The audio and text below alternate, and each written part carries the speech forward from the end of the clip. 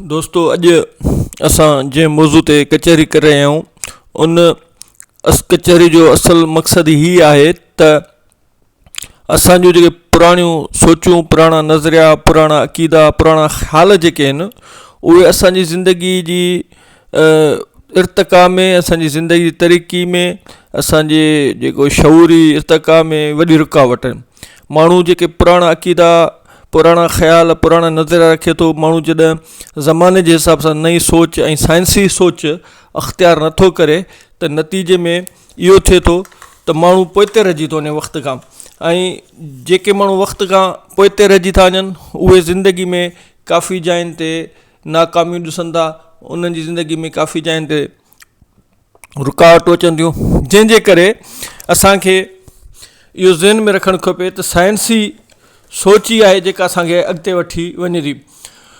उन हवाले सां हिते असां ओशो जा ख़्याल पेश करियूं। जग मशहूरु ॾाहो ऐं फ़लसफ़ी रजनीश ओशो जेको आहे उहो इन ज़िंदगी जे फ़रसूदा अक़ीदनि ऐं वहमनि ऐं विसवसनि जे खे मिसारण जी ॻाल्हि करे थो। उनजो चवणु आहे त गुज़िरियल 5000 सालनि खां इंसानियत वॾी बदनसीबी जो शिकार आहे। वहम जे ख़ात्मे जी कोशिश में माण्हुनि खे तब्दील करणु ॾुखियो आहे। असां त समाज मां हिकु वहम जो ख़ात्मो आणे ॿिया 2 नवां वहम माण्हुनि खे ॾेई छॾियूं था।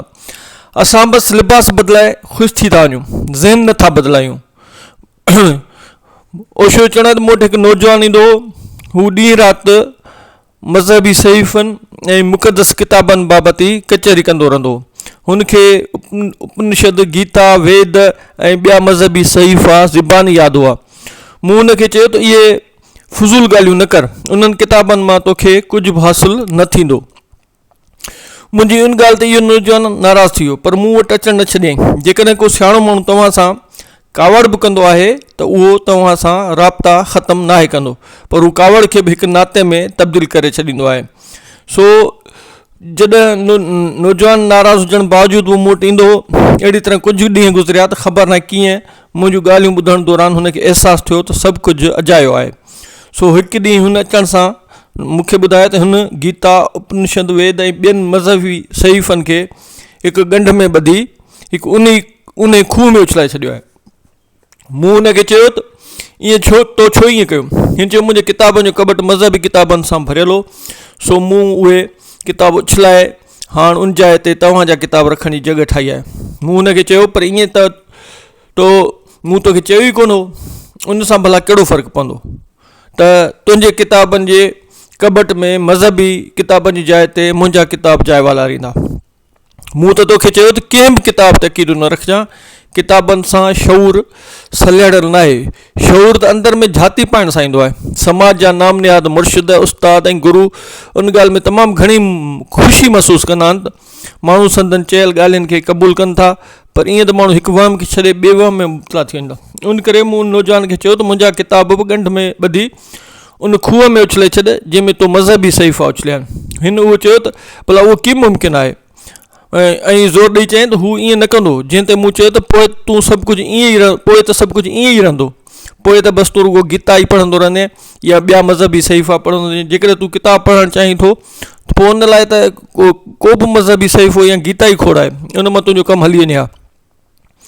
वधीक किताब तोखे पढ़ण जी ज़रूरत ई न पए आहे। हमेशह ईअं ई थींदो रहंदो आहे। हाणे बि ईअं ई थिए थो। असां त इंसानु साॻियो ई आहे, रांदीका मटिजी विया आहिनि। जेकॾहिं को मूंखां रांदीका वठंदो त मूंखे ख़ुशी ज़रूरु थींदी त हिन मुंहिंजो तर्ज़ फ़िक्र इख़्तियार कयो आहे, हुन मुंहिंजो ख़्यालु कयो आहे, मुंहिंजी अना खे तस्कीन थींदी। कंहिं कृष्णा खां वधीक मूं ते एतमाद कयो आहे, पर उन सां उन माण्हू खे को फ़ाइदो कोन पवंदो। उन सां इंसानियत में का बि तब्दीली कान ईंदी। इंसानियत खे किताबनि ॿुधण सां को बि फ़ाइदो न पहुचंदो। असांखे उन ॻाल्हि जो फ़िक्र करणु घुरिजे त इंसान जे अंदर में तब्दीली कीअं आणिजे। जहालत शयुनि ते अक़ीदा ॼमाए छॾींदी आहे। इंसानु पंहिंजी अकुल जी अंधाइप ते कीअं कंट्रोल करे। उन इहे नौजवान खे मूं सलाह ॾिनी त वहमनि खे टुटण ॾांहुं ध्यानु ॾियण जे बजाए वहमनि में मुबतला ज़हननि खे तब्दील करण जी कोशिशि कयो। उन ज़हन खे तब्दील कयो जेको वहम विश्वसनि जी वाध वेझ करे थो त जीअं हिकु नओं इंसानु पैदा थिए, पर उहो हिकु इंतिहाई ॾुखियो कमु आहे। उन लाइ वॾी जदोजहद करणी पवंदी त जीअं हिकु नओं इंसानु जनमु वठी सघे। उहो कमु कंहिं तरह सवलो कोन्हे, उनखे पूरो करण लाइ हिकु मुकमल साइंसी रवैये जी ज़रूरत आहे। उन करे असां जेसिताईं साइंसी सोच इख़्तियार नथा कयूं, जेसिताईं नवां ख़्याल नवां फ़िक्र असांजे ज़हन में पैदा नथा थियनि, ओसि ताईं असां दकियानूसी सोच ऐं पुराणियुनि सोचनि जे करे ई ज़िंदगी में नाकामियुनि जो शिकार थींदा रहंदासीं, जंहिं करे असांखे नए ख़्यालनि ॾांहुं ऐं नए फ़िक्र ॾांहुं वञिणो पवंदो ऐं लकीर जो फ़क़ीर थियण वारा हिकिड़ी नवां रवैया लाड़ा ऐं वक़्त जे हाल ऐं हिसाब सां हलणो पवंदो, तॾहिं असां ज़िंदगी में कामयाबी हासिलु कंदासीं। दोस्त, जेकॾहिं तव्हांखे हीअ ॻाल्हि वणियूं हुजनि त हिननि खे लाइक ऐं सब्सक्राइब ज़रूरु कजो।